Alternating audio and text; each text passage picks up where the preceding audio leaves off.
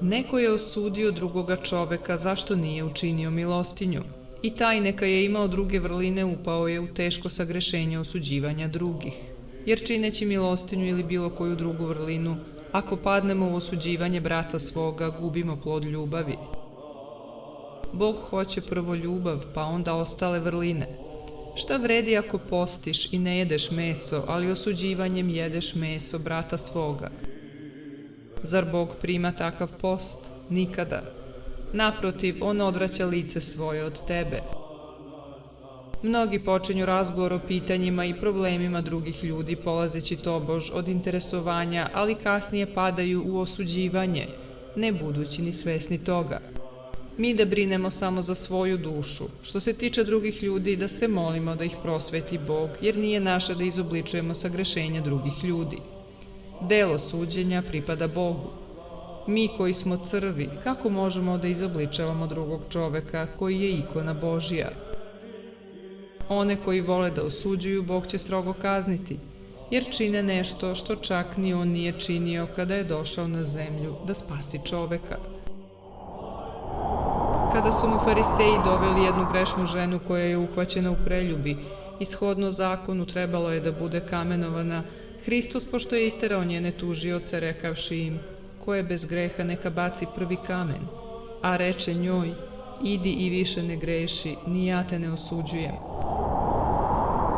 On koji je imao svo pravo kao bezgrešni Bog da je osudi, i ukori nije je osudio, a mi koji živimo u grehu i činimo dela gora od onih koja čine drugi, spremni smo za sitnicu da ih osudimo.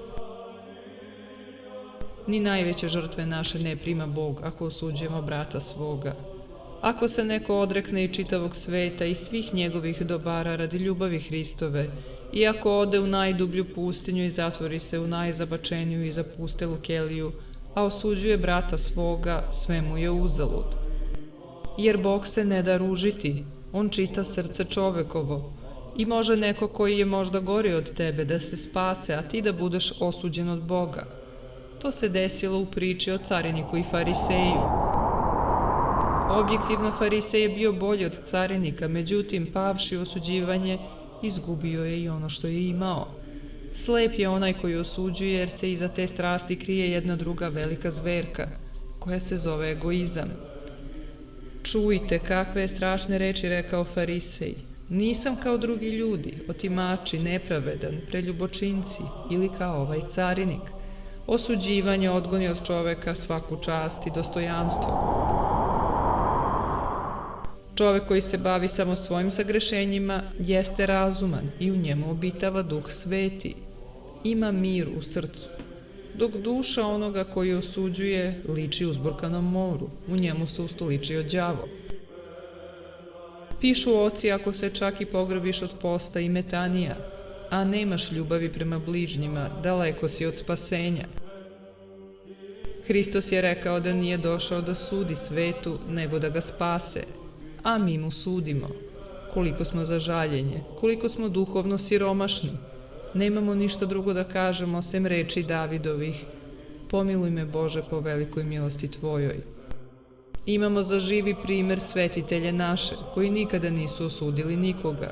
Smatrali su sebe gorim od drugih. Apostol Pavle je govorio da je nedonošče i nije smatrao sebe dostojnim da se nazove apostol.